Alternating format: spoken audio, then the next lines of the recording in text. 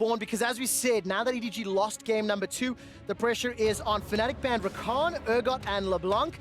In the previous game, that's Rakan and LeBlanc off the table, Aatrox from EDG, and we'll see if Urgot follows suit. Let's see if the order is important here. This is the first ban LeBlanc, then Rakan second, and they're leaving Urgot as the potential last ban. Didn't actually matter, they went for it straight away once they saw the bans on the side of EDG. No change needed, and there's the Aurelia ban we just mentioned. It was one of the options for EDG to try and change something in this third game. And it left Swain up. We know both Caps and Bwipo can play that, but instead, it's a near insta-lock on that ZHao. Yeah, and I think that ZHao as a champion dictates the pace of the early game to such a high degree that it is going to continue to see so much play. You can flip it, however, by saying, okay, let's take some more team fight presence and try and execute there. But that's why I feel like with his new ulti after the rework, he actually works really well in those fights as well here. But I'm just a simple man. I see ZHao and Ornn, and I'm really happy. And I got ZHao already locked in very early, so I like what Fnatic are trying to prioritize. Is this Camille Galio on the other side? Galio coming in with the pick here for Scout, seeing as they take the Camille this early on. If that does end up being the case, would you like to see the Ornn early? Do you think it will be banned out later? What options do Fnatic have? I think a lot of teams don't have to pick it. It is just a very powerful pick if you want strong team fight. If you are EDG and you need more engaged, you could see it later on in the draft, but we're most likely looking at Braum Sivir if Fnatic want to draft AD carry. Otherwise, they save AD carry because they feel like they have enough picks for Rekkles, and they can go for something else, but they keep it standard. Yeah, and I think that keeping it standard in this Alistar, situation is very important. I think that Alistar will be the lock-in here. However, that means that Galio will not see play. Scout is the win condition. Meiko has other champions that he can play. This, to me, is a good adaptation. Let's see what they decide to do in the end. If you do take your mid lane here, you can ban away 2 mid laners from Caps. Try and get you the best matchup possible. Because people will not remember this, but in 2015, 2016, Meiko was a big lane kingdom support. Sure, he would play Alistar, but he would also play things like Nami, he would play things like Zyra, he would play up in the lane. Whilst you see a ton of wave clear coming out there, if they can get, you know, something like a Morgana down in the bottom lane, they can also just look to put the screws in and try and 2v2. Let's see what they decide to do, and if Fnatic ban Alistar, it's probably the go-to choice for the coaching staff. We know that Camille can flex to top as well, so it's not a guaranteed jungle Camille. And that's why I like not banning Ornn here, because I think that if you give Fnatic 2 winning lanes, then you are on the clock. However, if you're able to guarantee Ray a good matchup by saving his counter pick, banning away something like the Victor, and then allowing him to pick his poison in a tank versus tank matchup, you might be in a better situation for EDG. Also have Shen available, and we've seen a lot of Shen support coming in the second phase. Fnatic, they realized that as well. So they removed both of the expected support picks. Now you already have the Braum locked in on the side of Fnatic. Gragas, Thresh, Nautilus, there are so many supports still available. Sivir does give you a more free laning phase. I do think that right now EDG have options. I haven't been in love with the Threshers this tournament. Let's see whether or not Meiko decides to lock it in. The Tahm Kenches, the safety, definitely a more powerful tool. And look at the mid lane bans here. Irelia, Akali, the Swain, the LeBlanc. I want to see what Caps runs into Syndra. Is this a band-aid to the 1-3-1 that Fnatic have been able to use? Are they trying to attack a side lane? Is this going to be potentially a Nocturne last pick right now and just continue to try and go at Caps at Bwipo? If they do commit to the Camille top lane, they can do it. Because Tahm Kench itself doesn't really fit into what EDG are building right now. Tahm Kench Kaisa, that's really a meh laning phase. Man, Fnatic, you are literally going straight into my heart here. Like, we get everything right now for them. In saying that, if you remove the nameplates, which I know is a crappy way to do analysis, this right now is a draft that can attack a tank top incredibly well. Whoa! Top. That's a Yasuo! Oh, Caps. What do you think? Yasuo into Syndra. So a lot of mid laners think this is a really good matchup for Yasuo, but a mid laner like Rookie actually thinks it's good for the Syndra. You just gotta hold the ulti, and then you don't use it straight into the wind wall. But that is very specific depending on which mid laner you ask. I'm sure if you go to Caps, he will say, I got ZHao on my side, and I'm a Yasuo versus Syndra. We're gonna stomp this mid lane. This is one of the highest value Poppy picks I think we have ever seen. He stops so much of the aggression. But it's not a split pusher spawn. We didn't get the 1-3-1 EDG with the Tahm Kench mid lane. We're getting a team fight comp from EDG with Camille as the only engaged tool, while Fnatic They have Ornn on their side, ZHao following up, and then you know when someone gets knocked up in the back line, Yasuo flies in. Who remembers Caps' Yasuo from the mid-season invitational earlier this year? That is the performance that Caps will be wanting to channel on this mono damage composition with Xin, Yasuo, and Sivir. If Poppy is allowed to get tanky enough, I think there can be concerns, but my word, you've got to survive a lot in the early game, and there's a lot of playmaking potential for Fnatic. And I assume this is going to probably be Conqueror. You know, you're going to have so much AoE damage coming out of Sivir, who does just ramp up and kind of start ignoring armor. So this is one of those situations where I don't feel like single target damage is going to be as relevant into the late game. We just have to see what happens mid, because the Syndra can also try and shut down the Yasuo. You can try and play around the wind wall.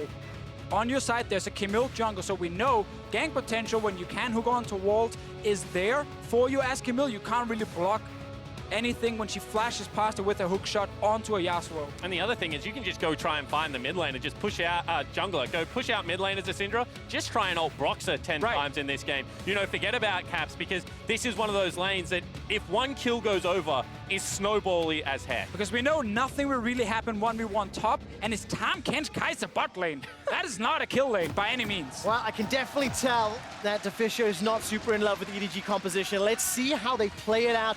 The series is tied at 1-1. The #1 seed from the European LCS, Fnatic, is getting the chance in Busan, as they are taking on the #3 seed from the LPL in Edward Gaming. The winner of this series will face Cloud9 next weekend in the semi-finals at Worlds. And it'll be 2 Nexus secures that will get them there. And I will just say, I haven't fully decided yet if I'm in love with the comp or not from EDG. I know the pillar talk I'm enough to still know you trying don't like to think it. about what they can do, because I think that team fighting can actually work with some good tools with Kaisa and Poppy. He's just trying to see how the mid game goes, to see whether they get ahead. Ask me before the Nexus dies, and I will tell you if I like it or not. Deficio. Odds that Meiko on Tahm Kench kills someone at level 2. We have seen it happen so many times. Ignite, Glacial Augment. He's against Hylissang, who likes to walk forward early in lane. Answer the question, Deficio. What are the odds? I'm giving you 30% chance. I will take it. All right, we'll keep a close eye on this bottom lane level 2, whether or not iBoy and Meiko have 30% or more chance to take down either. I mean, Rekkles they only or have a chance if Fnatic actually try and take the trade against the Tahm Kench. All right, we'll keep a close eye on that lane. For now, though, Fnatic, they were set up in the top bush. They were staring down Ray, who did back away from his tri-bush. And now Rekkles and Hilly, they're going to help Broxah out. Early adaptation here. They actually bring Bwipo down to the fight in case he engages back there. Now he starts the long trek back to the top lane. He knows that Ray is going to be leashing. The wave's not going to be pulled. Should not lose all that much. Well, early on, EDG is in lane. Bot side, no minions dies, however, so Fnatic do not lose any experience whatsoever by being slightly late. Still, though, I'm not expecting a whole lot in this bottom lane, other than maybe the first couple levels with the Tahm Kench. Let's see what happens with Haro here. The junglers, that's what we're looking at, and the 2 mid laners. And already, Haro is heading down bottom lane. You can see that they're pushing. He's just killing the Rift Scuttler. Off turret. Where does he go after the Scuttler? That's the question. Spawn very excited. Probably blue buff. No, you can get Potential. excited for that too. He's killing a blue buff. That's nice. Flying into the hype a little bit there, Spawn. Level 2's picked up by iBoy and Meiko. Now Void Seeker will come out from iBoy, but underneath the tower, I think a level 2 kill is very, very difficult to pull off. And for the time being, Rekkles and Hylissang playing it as expected, safely. Yeah, so let's instead focus on Scout versus Caps. We might get the junglers later joining in as well. Early on, Scout can push. Obviously, very little wave clear on the side of Caps. And he typically needs a bit of time before he starts getting a lot of kill push, and that's when you can try and do something. In this case here, Scout will just let him dance around the minion wave. While that's happening, Ray and Bwipo, they're going to be trading up in the top lane. Poppy into Ornn, tank v tank. They'll just be slapping one another until we see some jungle intervention. And we see a ZHao and a Camille. If anybody decides to go up top, it can really swing that matchup. And let's see around mid lane. Here's Broxah. All right, let's take a look. There's the Audacious Charge. 3 Talon Strike is flashed away from, so advantage to Broxah and Caps, as they've already got the Summoner spell. That means Scout has to play a little more cautiously in the coming minutes. Summons the Dark Sphere right behind Caps, and that's a very big advantage to Fnatic's mid lane. And that's one of the reasons that ZHao right now is just so potent in the early game. You could see that Scout had stunned the main damage threat in the mid laner. He tried to walk away, but ZHao has his own damage. He has his own CC. He brings everything to a gank at this stage of the game, so you still have to respect it with the flash. We have to also look at Ray in the late game on Poppy. This was the last pick. They didn't want to go for any sort of like, split pushing top laner with the TK. They knew already with Scout on Syndra they couldn't go 1-3-1 because he would lose the side lane to Caps. So they go with the full team fight tank. And what's really cool about Poppy, you already said this, when he got locked in, it was like very high value because you can obviously block a lot of dashes. There's dash from Broxah, there's dash from Caps. Also from Bwipo. Yep. Actually, when he's trying to ulti and everything, if you're right next to him, you can stop him from reactivating it. There's a lot of things Ray can do to be really annoying this game. In two ways, because the ultimate gives away where Bwipo is standing. So if he ultimates and you channel your ultimate, you just throw it. As we now see potentially some more action in this mid lane. I always hold my breath when a jungle waits in lane next to Caps, because Caps and Bwipo are two of the guys that like to step forward. Yeah, he's mainly here for the counter game, in case Broxah like flashes in onto the no flash Syndra here. Didn't happen so far. I think they can wait for Caps level 6. There's plenty of time before Scout has his flash again, and we said this in Champs League, the moment we saw the Yasuo plus ZHao combination, it is really not fun to play Syndra against. And Yasuo, much like old school Zed, is one of those melee assassins that still has very good wave clear.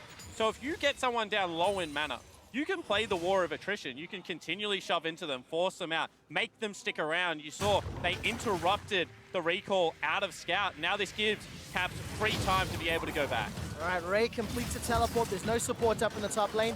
He's just going to start picking the fight here with the Balmy Syndra. Bwipo's already returned to lane.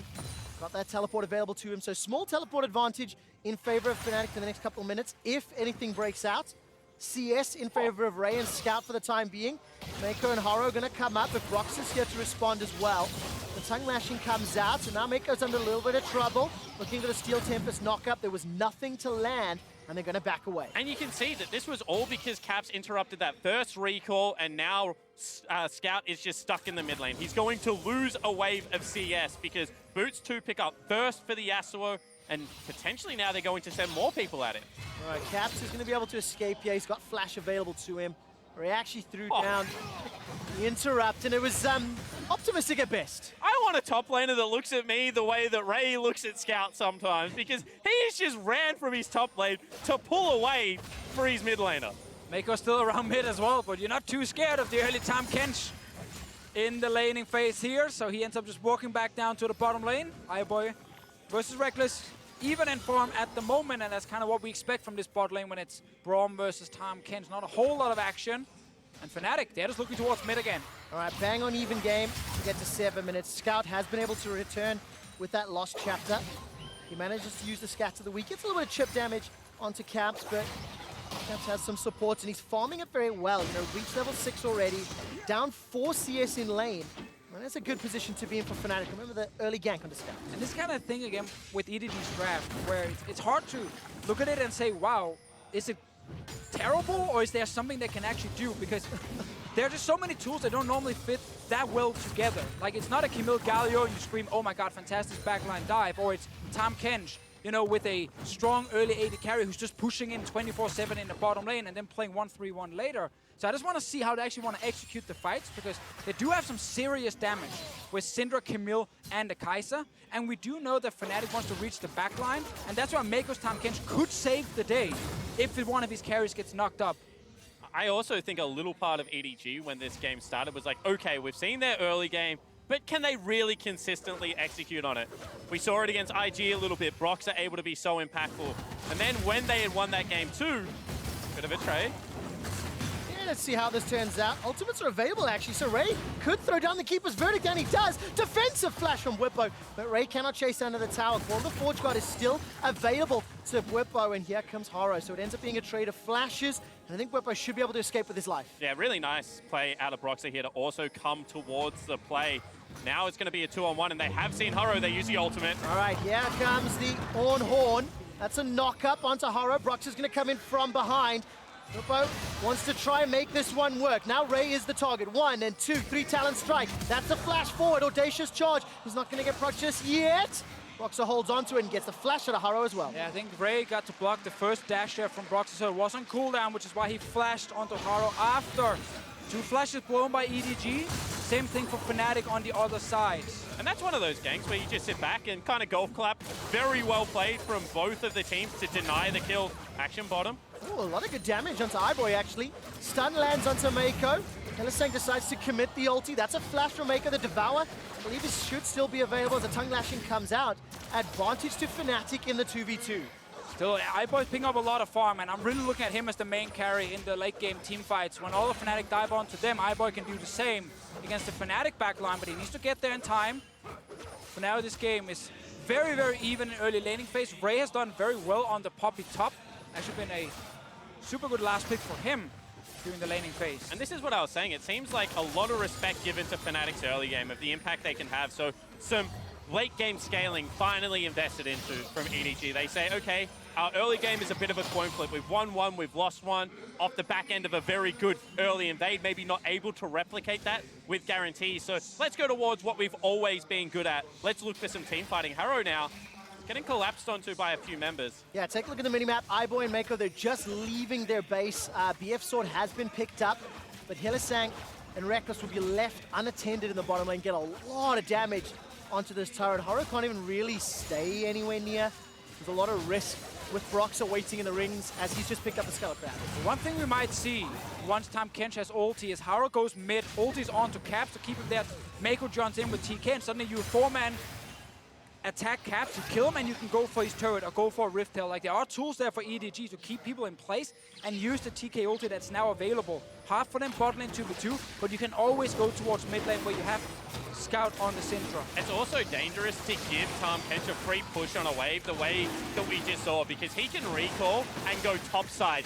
Very much cheat tempo because he cuts out half the lane as he ults up there. You can already see that Ray, when he wants to, has got the push in that lane. They can try and just flip the map, open it up, because once again, they are looking for these team fights. Now that Dragon's gone, not all that much reason to stay in the bottom lane. Yeah, I agree. Also, Ocean Drake is huge for Ray in the 1v1 top lane, makes it even harder for Bwipo. So far, what EDG is trying to do in the early game is working fine for them. They're getting farm on all the important members, and Fnatic did not re-gank the mid lane when Scout had no flash, so they didn't get a first spot and try and shut down Syndra. They actually allowed him to farm it up, also because Ray and Meiko kept going into mid to protect him. And that's kind of 2 games in a row as iBoy goes forward. All right, remember, no flash on Meiko. Let's see what he can do. iBoy's going to use a killer instinct to escape, gets stunned up. There's a good Devour. He manages to escape with his life. I love that play from Meiko right here. He knows if he stays out of range from the CC, iBoy can always ult a little bit towards him. He's mid though. All right, let's take a look. Caps will manage to get the knockup onto Haro. He's holding on to that last breath. The Tahm Kench not even going to be needed. Scout manages to find the stun. That was exactly the play we wanted to see from EDG. Use TK ulti plus Camille ulti to lock Caps in place and then kill him. They might lose a bot lane turret for it. They're all moving down to see if they can actually force Fnatic away. No, but Broxah is here too, so they should feel fine. And that is just a good read of the map. Broxah, however, dodged Meiko's sight. Ooh, is this a little bit of a counter kill? The tower has fallen. Now the teleport's starting to be channeled. Meiko's got that grey health. He pops it, stays alive just long enough for the rest of Edward Gaming to arrive. Broxah gets the first kill for Fnatic, and in the ensuing team fight now, Haro's running for his life. He doesn't have access to the Hextech ultimatum, but Ray with a beautiful poppycopter. He holds Fnatic in place. There's not enough follow-up damage though. Hylissang escapes with his life. The exhaust keeps him alive and gets out. Still very even here. Meiko did die. Bot lane turret went down, but EDG got that first kill in mid. This is after Meiko makes a great play bot lane to save his AD carry and stay alive. Then he goes in with Haro and Scout sidesteps the knock-up from Caps. Here's a fight. All right, last breath was used this time round as well as Steel Tempest, and the dashes Caps are slowed down. He got one more tower shot. It's a 1-for-1 trade. But still, you can see that Caps, even with losing that kill, is willing to go aggressive in the lane on a knife's edge of being able to escape that one. Scout without summoners has to be careful.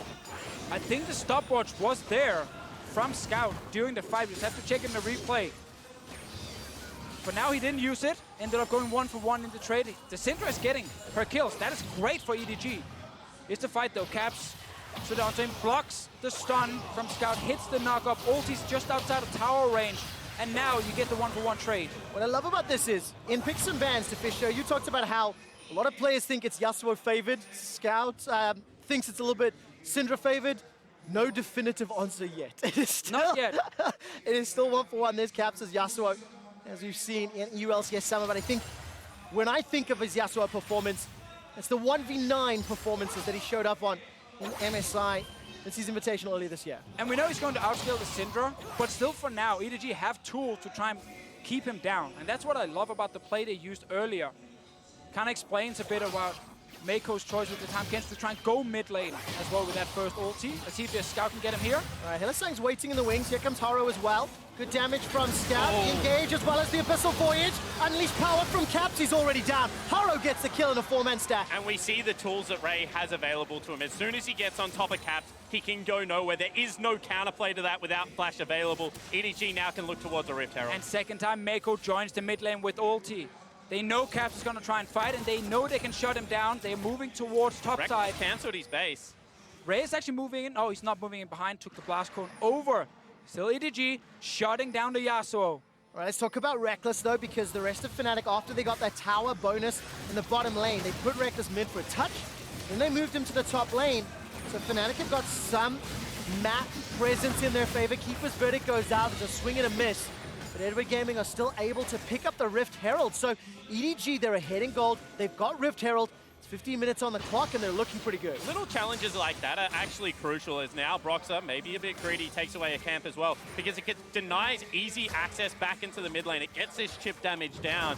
So Fnatic not really trying to contest for the Rift Herald there, but just trying to get some priority on the map. And you can feel the tension building, as now the first item spikes have started to come in. Sunfire for Ray, Iceborne for Bwipo, Storm Razors for the AD carries, and we're starting to see both teams be a little more proactive, more willing to look for those opportunities, and so far it's been EDG that come out ahead with that Tahm Kench.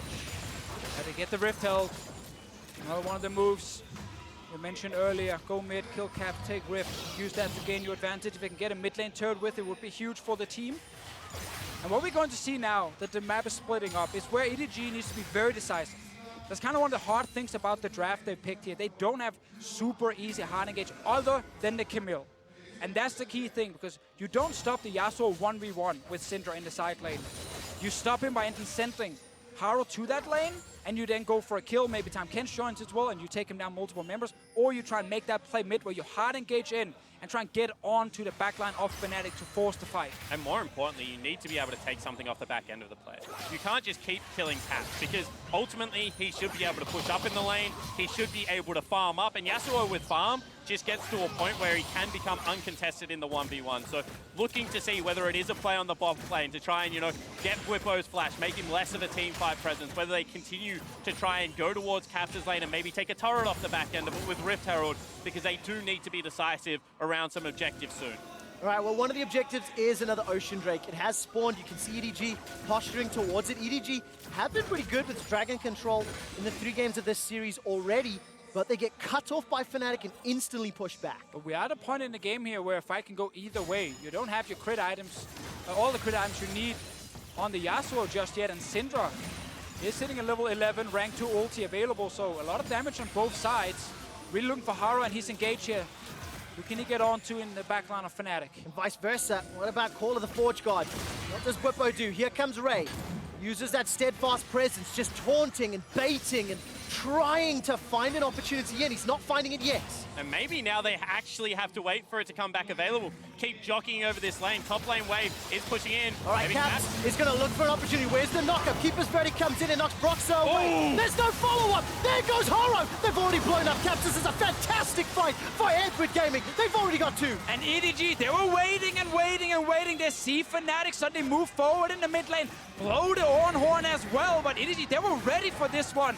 They have so much damage they can return onto Caps and Bwipo here. Great fight by them, and the Rift held in the mid lane. And just some uncharacteristic patience from the LPL squad, waiting for the wind wall to come out, then instantly blowing up the mid laner of Fnatic. Oh, they're gonna get another one. Such a big, big play. It doesn't matter what's gonna happen late game in a side lane against Yasuo if you can just do this. Win the fight here. 18 minutes in with Fnatic are not very strong. 2,500 gold lead after finding 2 kills in the mid lane and securing 2 towers. Edward Gaming using a fantastic opportunity to grasp control in Game 3. That's why I didn't want to answer your question earlier, because what they're doing here with their draft is super, super smart. I love the play. They're just waiting for Caps to overextend. And then when the engage happens, the stun lands from Scout, wind wall is already down, and they completely punish Fnatic. Yeah, absolutely beautifully done there by EDG and the Ace of Predator replay. And as we will be exiting it, there was pressure from Fnatic on the mid-outer turret. They were able to secure it while we reviewed that play, but it is still an EDG advantage. They have every single metric in their favor. They've got the Dragon, the Gold lead, the towers are even, but the kill lead as well. And as we get close to 20 minutes, this is going to be a very interesting mid-game. And Iceborne Gauntlet, because we see it so much on Ezreal, is one of those items that it's like a negligible slow. It hits you, you walk out of it, it's fine, he doesn't really build armor. Remember that the circumference or radius, whatever you want to call of the item, scales up as you get more armor. Ray soon is going to be taking lanes of presence away with the Iceborne Gauntlet. If he gets onto the back line, he just becomes so annoying to try and peel off. Yeah, and as long as EDG can continue being in control and actually be the ones to force the objective, it's really easy to use Poppy ulti to just knock whoever's trying to check what you're doing around Baron, just knock them away. Make sure Broxah cannot even get close to a potential steal, and that's kind of the key thing. A lot of the Fnatic setup around Caps is going to come down to Bwipo, and then, of course, Broxah getting in towards EDG and landing some knockups and then set up the play. But that's not going to happen right now, and Meiko's also there on the TK to try and save whoever is actually the target. They're starting at Drake again. Remember, this Yasuo is not very strong at this point. All right, he's only got the Phantom Dancer, a pickaxe, and a couple of ruby crystals to work with. So Caps still trying to find a little bit more damage to add to the stack. Also, Rekkles and iBoy still building towards their second items. The Dragon was interrupted, Fnatic peeled back, and that Ocean Drake lives for now. And both EDG and Fnatic realize what a dangerous stage this game is at, because we've got Stormrazor Rush, not a late game scaling Kaisa, wants to be online a little bit earlier. You've got things like the Iceborne Gauntlet, these more hybrid mid-game items. EDG recognizing if they don't seize control now, this game becomes more difficult to play against. And they know play around objectives, because then you don't need a lot of hard engage. You can just force the enemy team to come to you. Fnatic got 2 members bot side, 3 even with Broxah here. We'll get the Rift Guard to check if anything's happening. EDG are not rushing towards Baron. No, not just yet. They've got the damage to do so if they wanted to. The Camille and the Kaisa. But for the time being, EDG content with the 2,500, 3,000 gold lead that they have, and the pressure is on Fnatic to find a team fight to get them back in the game. Yeah, and that's what EDG wants. They want Fnatic to engage on them so they can use Scout and iBoy to wait and see what's going on, save one of them, and then counter-engage. Poppy ulti can be huge here for sure if you get 1 or 2 guys away the moment Fnatic try and fight. Suddenly Fnatic are not sitting with 5 players. And this is finally the level up in the LPL that fans have demanded to see across years. Where's the infrastructure? Where is the discipline? Where is the coaching? Finally, we're saying that this is a lineup that is going to take a hit, is going to wait, assess the situation, then determine whether it is a good time to counterpunch. Exciting changes in the LPL region. I can tell you've cast LPL for a very long time, Sport, because that was one of the most impassioned mini speeches I've heard. And, you know, you talked about waiting and sitting back after taking a punch. Look at the hourglass on Scout. First big completion already. That's going to keep him alive against the likes of Caps. So managed to avoid the first knockup and really going to help out these next pivotal minutes. For exactly. EDG. And with all the focus around mid from EDG with TK ultis and Haro, they completely stopped Caps from getting away with the game and actually using Yasuo ZHao to try and stop Scout from doing anything. He's 1-4, and he's trying to build Asterix right now. He is not a threat at all, so you have so much time on EDG's side to pick the correct fights, ideally around an objective so you don't have to pull off too many engages. Well, on the bright side, if the slower pace of game continues, Fnatic are almost halfway to the 500 CS Sivir win condition, which has continued to develop. We're seeing Sivir a little bit more as we go through playoffs, and Rekkles himself has been the 500 CS Sivir win condition many times in the organization's history. But they're down 3.5k, and Fnatic cannot afford to give up more. And many times against this EDG lineup, he was the main carry. I went back and had a look at the 2015 scoreboard, and he's sitting there 9-1-7 on things like Jinx, these late game scaling 80 carries, the ability to sucker EDG in, make them overreach for a team fight, then run them down. Certainly still a potential on the silver. He was the Team fighting AD carry. The cleanup AD carry actually took over that job from Steelback back in 2015, where it was the Huni Rainover show. Obviously on Fnatic, all about the early game snowball from topside, but Rekkles was just going to be that consistent team fighter and the guy who brought utility to the table. That's what he's doing right now with the Sivir, and based on the game flow, as you guys highlighted, he's going to have to be probably the main carry on the team. Yeah, and I think that it is so almost poetic that this year the EU LCS has gone back to the solo lanes. You know, we're talking more about Wonder, more about people like Bwipo, Caps, as well as Perks for G2. Bottom lane is nearly back in that cleanup mentality that we've seen so much before. People like Hyun and people like Rekkles being able to take the unglamorous jobs on their team. He can do that. Obviously, Rekkles, if you ask him right now, will probably highlight that he's two-time MVP and has definitely been the main carry as well on Fnatic, just not during the summer split.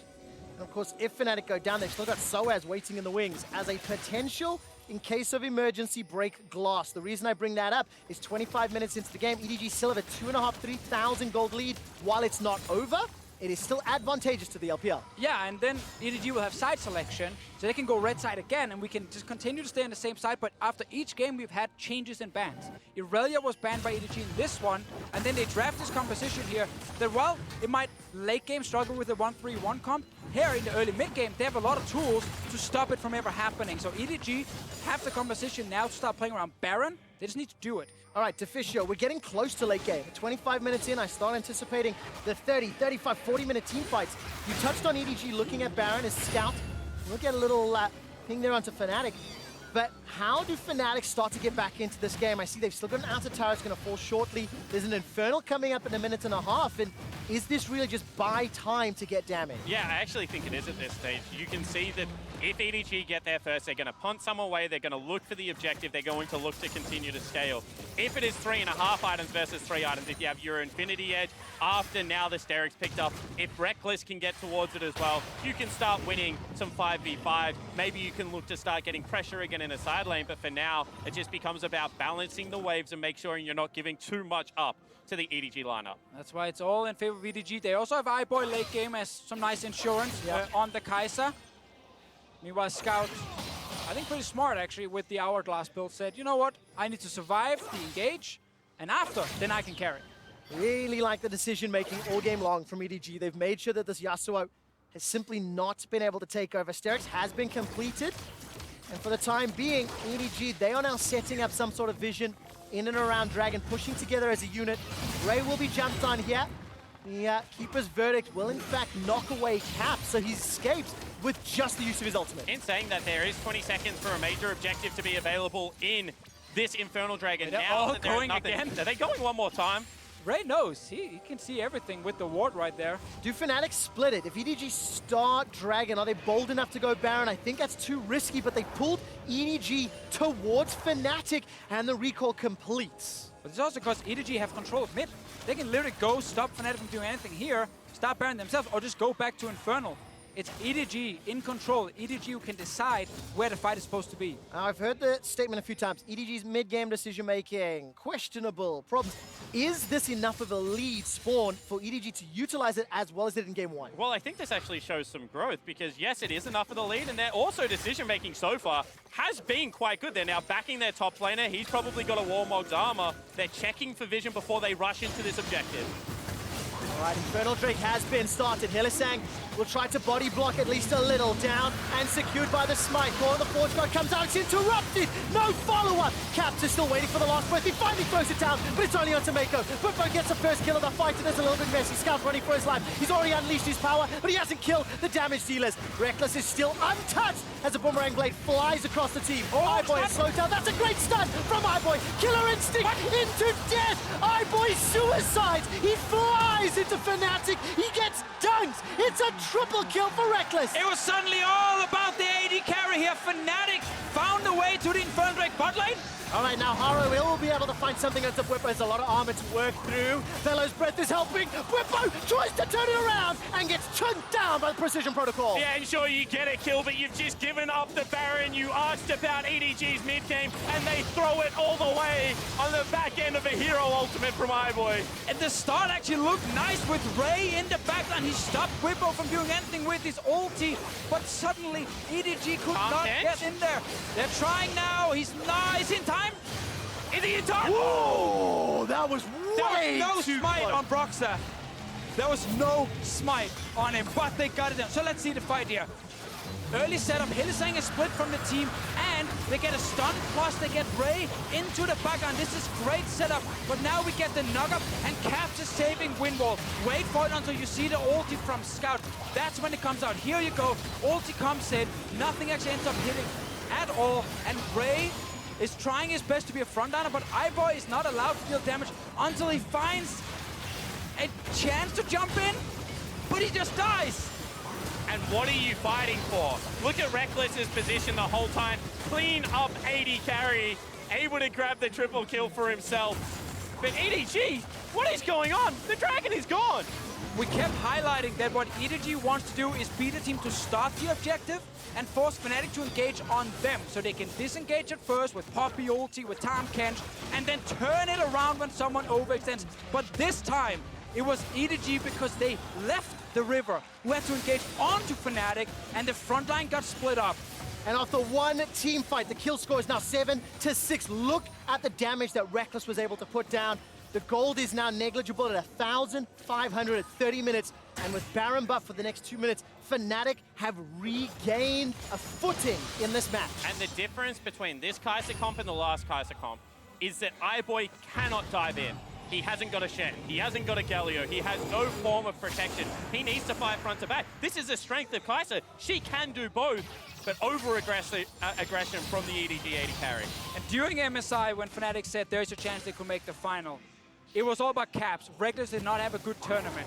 But during Worlds, he has shown that if Caps is not the one to get ahead, you can still rely on your AD carry to take over team fights. He did it in the final against Schalke. He just did it here in this team fight. I definitely think the entire Fnatic squad has shown growth since that MSI performance, and Soaz has been able to rejoin the team after his wrist injury in the spring split. We see a depth to the roster in terms of play style, in terms of decision making. They have multiple players who can carry, and they are a very, very real threat. They are the last first seed standing in the bracket. Every other first seed from World's groups has been eliminated. And Fnatic are now looking to go up 2-1 in the series if they can retake absolute control. Look how they're pushing Vision. Look how they're now starting to strangle EDG out of the game.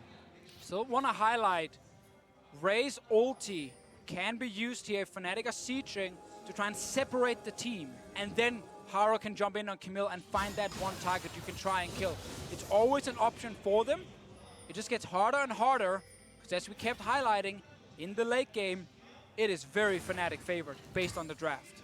And I think that right now, Rekkles' itemization is on point, because he's only got one tank to deal with as they actually use the Ornn. All right, Call of the Forge God comes out. They're not going to follow up with the last breath, but the Glacial Fissure does. So 2 ultimates for the tower as Baron expires in 10 seconds.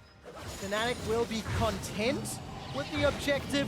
Nothing further was presented and they can back away. Yeah, so still, for EDG, not the worst situation ever. Like, They're up in gold. Exactly, they're up in gold. Fnatic just got the Baron, but only managed to secure this bot lane tier 2 and also the mid lane one, but that's not a whole lot. I am still nervous for Fnatic. When I think of all of the skirmishes and the fights that have happened this game, EDG have won more of them.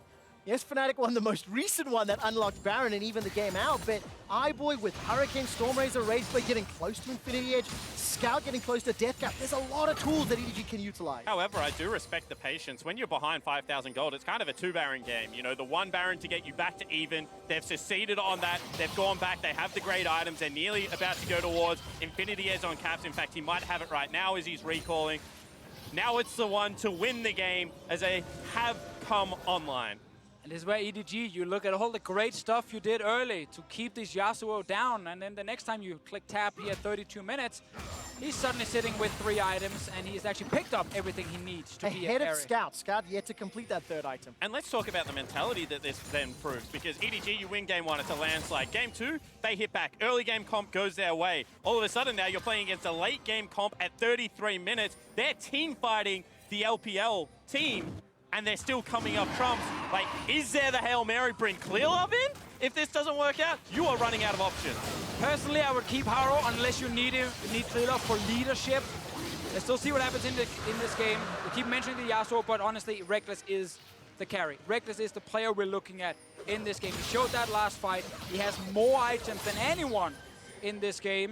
And if you are Fnatic, you can wait 1 minute 45 seconds for Baron to respawn, start the Baron, and force this EDG comp to try and engage onto you, which is not what they want to do. Keeping up to date with the breakpoints. Level 16 just achieved for Scout. Go back, get your death cap. That now means that he is well and truly online. No MR picked up by Rekkles means that if he spell shields something and that ultimate doesn't get win wall, he gets popped. That is so much of the potency gone. Now it comes down to execution. And when you look at Fnatic's lineup, it is so much easier to do what you need to do. Stand front to back and team fight. That's very true, but I just want to see Ray's ulti in this fight. I think he can really decide everything. Isolate Fnatic, knock them around, and suddenly 1 or 2 guys are left on their own. iBoy can fly in with his ulti. Haro can fly in with his insane mobility on Camille. Like, I think there is enough tools to try and split them up and find 1 or 2 picks very quickly to win the fight. And it goes down to execution, like you were saying, Spawn. We've seen the Poppy ultimate several times this year, just how game-changing it can be, especially when you look at the objectives, right? Elder Drake is a couple minutes away. We're 45 seconds away from Baron. That makes it easier for Ray to find a target and to pick him out with that Keeper's Verdict. Fnatic are waiting inside this bush, waiting for a target to jump on. They haven't cleared out EDG's wards, but thank you to the observers. You can see EDG haven't spotted Fnatic members yet, but they will be aware something's up because they haven't seen them for a little while. And EDG had enough control of the area recently as they were pushing out top lane to go in there, get a couple of cheeky vision. However, Fnatic can just wait them out. They can be the ones to sweep it because they know now that the game is being played on their side of the map.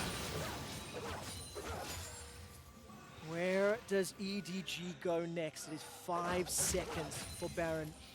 Fnatic have challenged the vision. The control ward's denying vision inside the pit.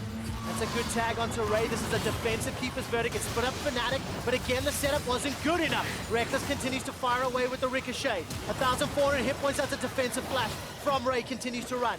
Wind wall comes up and nobody's fallen yet. EDG, though, they try here with Ray's ulti. Didn't manage to actually turn in damage around, because whenever they try and turn damage with either Syndra or Kaisa, Windwall will just show up, or a Braum shield. It's kind of the cool thing about Fnatic's setup here is how many projectiles and skill shots they can actually block in these fights. But they're starting to Baron. EDG, they are around Ray. It's top lane, no ulti. No ultimate available for Bwipo either, so how do they keep them out here? All right, Steel Tempest finds no knockup. That's stun. a decent stun, but there's no follow-up. There's no one else to jump in. Haro does not fancy putting down the baby cage just yet. EDG have thwarted the Baron attempt, and I'm looking at the state of the minimap. I think Fnatic have got a top lane push. I'm not quite sure yet. We'll take a look at that. But bot lane definitely in favor of EDG. Caps gets out of range of that Void Seeker and looking for the knockup. Call of the Forge God is good. It's onto Ray. There comes Haro. He looks down the Hextech ultimatum. Rekkles is locked inside. And instantly the Hourglass is thrown down both for Bwipo and for Haro. Keeper's Verdict is huge. EDG, that's exactly what they wanted. They found one. They found two. This ulti from Bwipo was only on to Ray. That is not the target you want. Caps didn't even get to ult in this fight. EDG, they kite back. They finally get a team fight where it's Fnatic forcing on them. That is exactly what Poppy wants to do. Split up the fight, split up Fnatic, and they get 2 kills. And they call off the defense. Fnatic make the decision that this is not the Baron we want to fight for. EDG secure it. It's so cool. We get these different fights, these different setups, and we see different results every single time. EDG are kiting back. This is what they want. Kite back, and this ulti onto only the Poppy is not good enough for Fnatic. So now, Scout and iBoy, they're safe. They can deal damage, and Fnatic Fnatic, they just have to try and retreat. And the crucial thing about Sivir is create gaps between your front line and your back line. Rekkles, as soon as that Sonya's hourglass or the stopwatch came through, could no longer send ricochets through. That meant his damage went to 0, and EDG won the team fight. Fnatic engage onto EDG. EDG are happy, they can kite back. EDG engaging onto Fnatic. Fnatic are happy because EDG can't reach the carries properly. This time around it was Fnatic forcing the fight, and EDG punished them big time. And both of the teams kind of suck at sieging. So without Baron, this is going to be a really hard game to win. Everything going to be fought around objectives. That's what I love though, Spawn. Yes, it's not going to be about necessarily knocking over the towns. It's going to be about these team fights. It's going to be about the decision making and the positioning in each of these fights. Ray will once again be the target. Keeper's verdict comes out. It doesn't hit anything. He was interrupted. Ray gets caught by the last breath. This is a split. Maker's already down. Ray will fall immediately after. Fnatic somehow find EDG. Man, EDG, you won that great fight before you got the Baron, and then they split up in two. We get another ulti from Bwipo, and this time it doesn't matter who you hit, just hit someone. And they get the block with the wind wall onto Ray's ulti.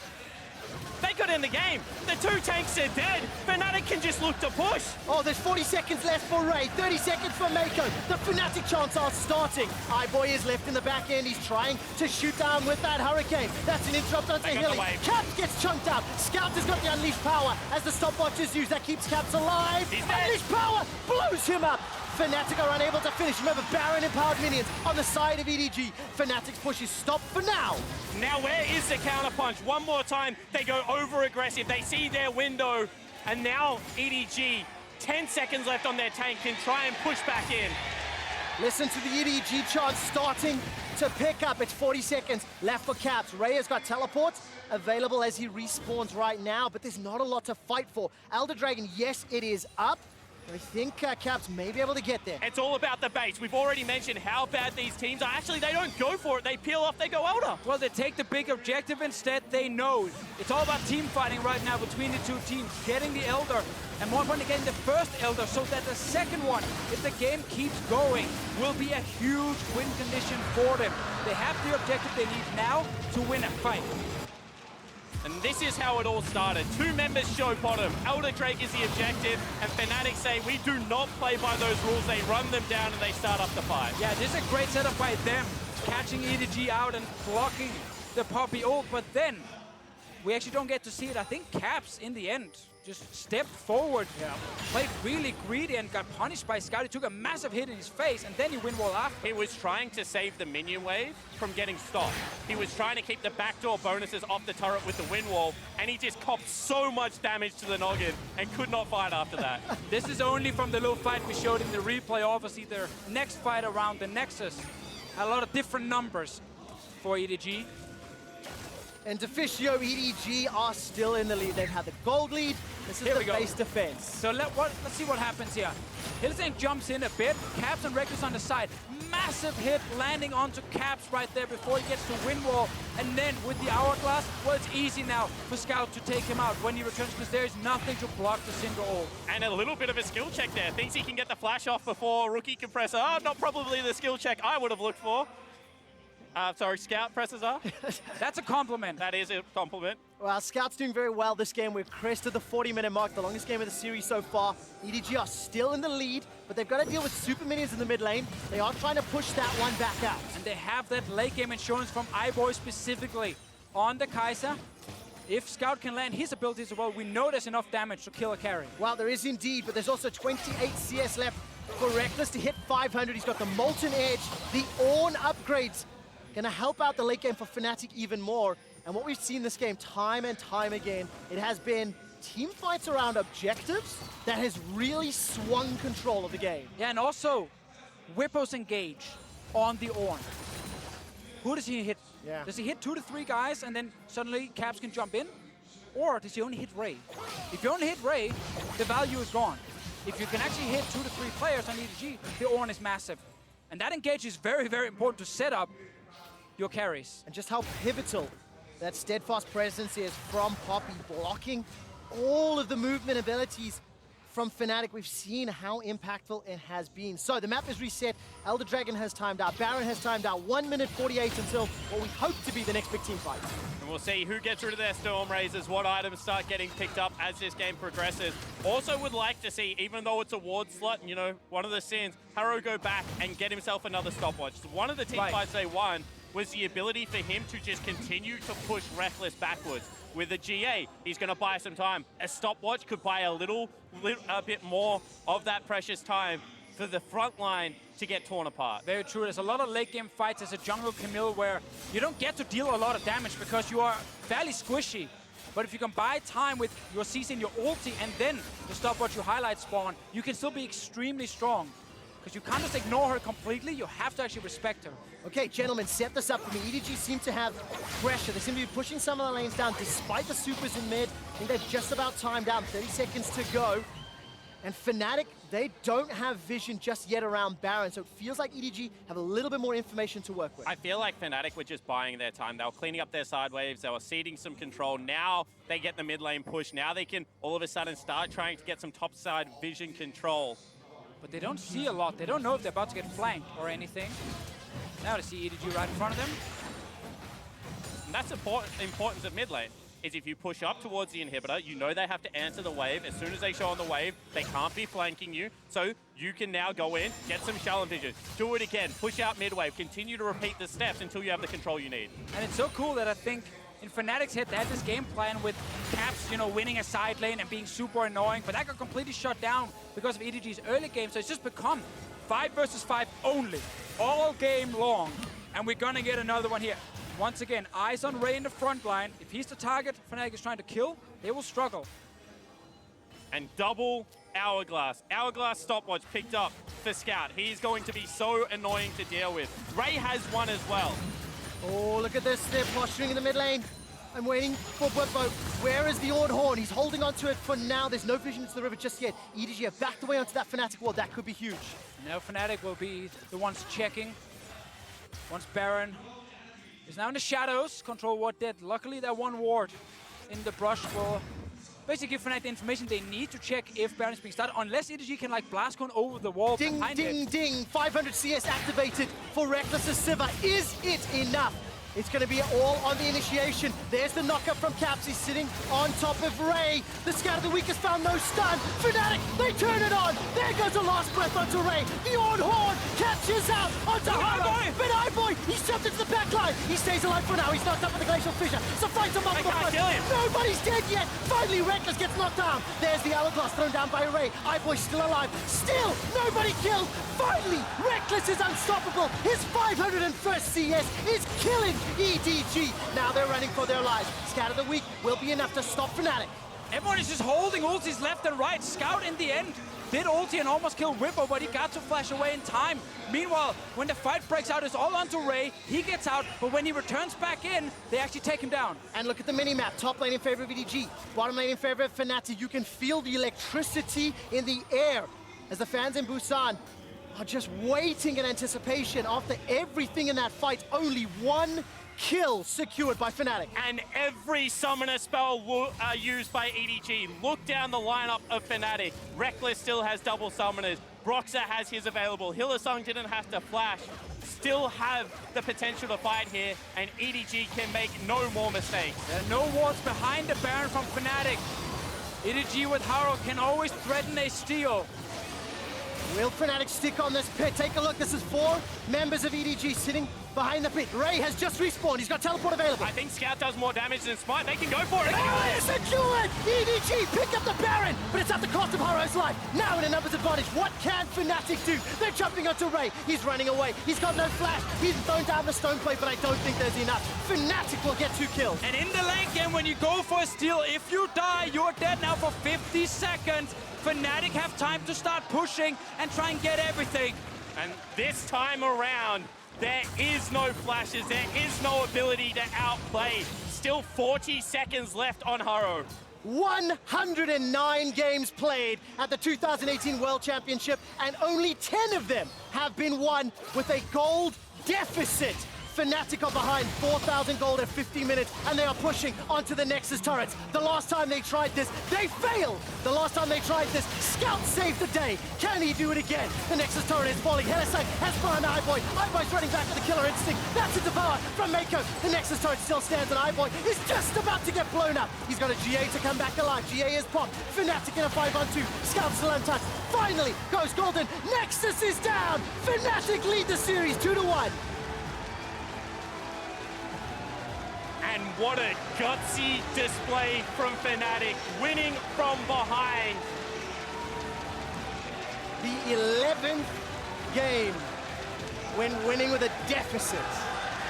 And man, those last two fights, iBoy tried his hardest. He got onto Fnatic, but he couldn't kill anyone, and they managed to force him away. And suddenly they could kill the Poppy. They took their time, but it got her down. And when they start the Baron, they knew right now EDG are split. If Haro gets in here to try and steal it, we can kill him. GA was popped in the last fight, so they didn't care about losing Baron. They just wanted the kill. And it's just decision-making. It's just all decision-making, because when you go for a steal, you cannot go for the fight. Syndra, most of your damage is outside of the pit with no flash, can do nothing. EDG's decision-making costs them that late game. As you can tell, the intensity of that game has carried through to the caster desk. We need to take a breather and leave it to the State Farm analyst to break down how the hell Fnatic won that game. Thank you very much. Quick shot. Fnatic clawing that one back from a pretty major deficit in total control for EDG. I don't like these games. You should be happy. They find the right fights in the end game, but really that game was back and forth. You know, once we hit that mid game, for both squads had opportunities to win. We heard Spawn talking about it. It comes down to that individual decision-making in the moment plays from either side, and basically just who makes less mistakes. And we got to kind of start with the draft, because something that we talked about at the end of last game was what we wanted to see from EDG was a strong mid-jungle duo. We wanted to see them either put pressure down to Caps, try and deny it from Broxah and Caps in some way, and I feel like that this game they were able to get it with the Camille and the Syndra. And I do think that these team compositions kind of counter each other, which is what made it such a long game, because the Yasuo wants to get into a side lane. However, he's against a Camille, Tahm Kench, and was afraid of going to the side lanes. Yet, that means you have a Yasuo who's not allowed to side lane, who's pulled into a 5v5, but doesn't really want to team fight that much. Then you have a team that can stop side laners, but actually doesn't have very good engage. Right. So that's why we saw them seemingly A-ramming in the mid lane. I think they could have pushed it, right?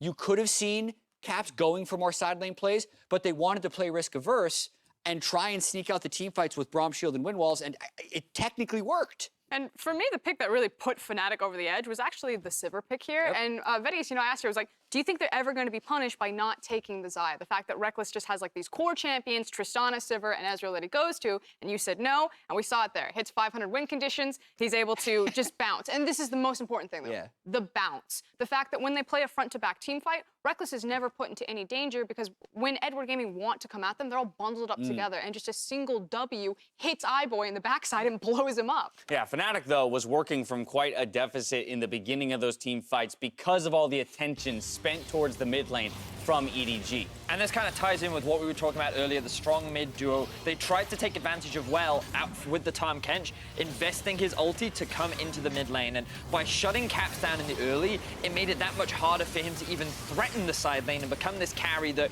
was unstoppable. And they shut him down. And as Jat said, once he was behind, it became pretty much impossible for him to really move anywhere. Yeah, there was a portion in that game where Ornn had more CS than the Yasuo did, simply because where Fnatic were allocating their side lane farm wasn't towards the Yasuo, because as Jet said, Caps was just too scared. There were so many times he was standing in a bush and he was like, I can't go up there, they're going to gank me. And that also slowed down Fnatic's win, because they're just waiting for Yasuo to actually get items before they try to team fight. It wasn't until 27 minutes into the game around the Infernal Drake that Fnatic really found a good fight for themselves. Maybe a couple misplays from EDG as well. And Fnatic was down 5,000 gold when this happened, so EDG probably shouldn't have had the window for Fnatic to even take this Drake. But then when they actually do get the fight, as Frost said, watch Rekkles. Like, he's basically untouched this entire fight while still being able to get a lot of damage, and a number of misplays by EDG in this fight. Scout zone using in the back, iBoy ulting in on Kaisa while he had braum stacks on him to immediately get stunned, and Fnatic just front to back outperform EDG in this fight to wrestle control of the game back for themselves. I mean, Haro never made it in. Yeah, he literally was just spectator mode. He's like, huh, it's interesting what's happening over there. Maybe I should assist. You were yelling because the moment he goes down to the 1v1, he still has his ult. Yeah. And Broxah's just like, wait, why does my jungler still have ultimate available? It was definitely a questionable fight from the side of EDG. That's one way to put it. And it's one of those situations where when you look at EDG, it's something we've actually said all tournament long. They have an amazing early game. They're actually stacked full of talented players, but sometimes they just make the oddest decisions, and you just can't understand what goes through this team's mind. And you can actually see that in the Baron play, like that last fight. The fact that Ray goes for the engagement, and remember, Ray is rejoining the roster. He started on Edward Gaming, then he went to North America, now he's back on EDG, but he just looks like he's not quite cohesive with them. The teleport comes in, he walks from the back, and yeah, he's put into a position where maybe they don't go for the team fight, but he runs in, the rest of Edward Gaming run away, and Ray's like, well, I guess I'm here now. Yeah, I very much think the identifiers used for these teams at the start of the day, EDG being a double-edged sword and Fnatic being boxers, is pretty apt in this game because in a way, EDG had Fnatic backed into a corner, but Fnatic was still fighting the entire time, finding their way out from that corner in the only way possible. I mean, 38,000 damage. What is that gold grab? Plus CS. A roller coaster. And What gold is grab, that? Absolute roller coaster of a game. A great game 3, a turning point in the series most likely, and a huge performance from Fnatic. All right, losing with a big gold lead, that's going to sting for EDG. You had said you believe, this was off camera, you had said you believe that if Fnatic had won this game, they would keep Bwipo in. You are exactly correct. They're going to try and ride that momentum to the 3-1 finish. On the flip side, EDG has elected to go to blue side with their side selection. Before we get into discussions around the next game, I do want to recognize our MasterCard player of the game. Ding, ding, ding, you guessed it, QuickShot. It's Rekkles for the 500 CS Silver Win condition. And it's the late game insurance policy. All of those bounces, the positioning, the team fights, Rekkles did exactly what he needed to do. It wasn't flashy, but it got the job done. Yeah, and this is something that Rekkles will always tell you regardless. He says, I can pick a late game carry because if my team is winning elsewhere on the map, I can just sit behind and follow them, but I'm always that late game insurance. And if things fall apart, I trust myself in team fights to be able to win, and that is just Rekkles in a nutshell. All right, so now we move into game point for Fnatic.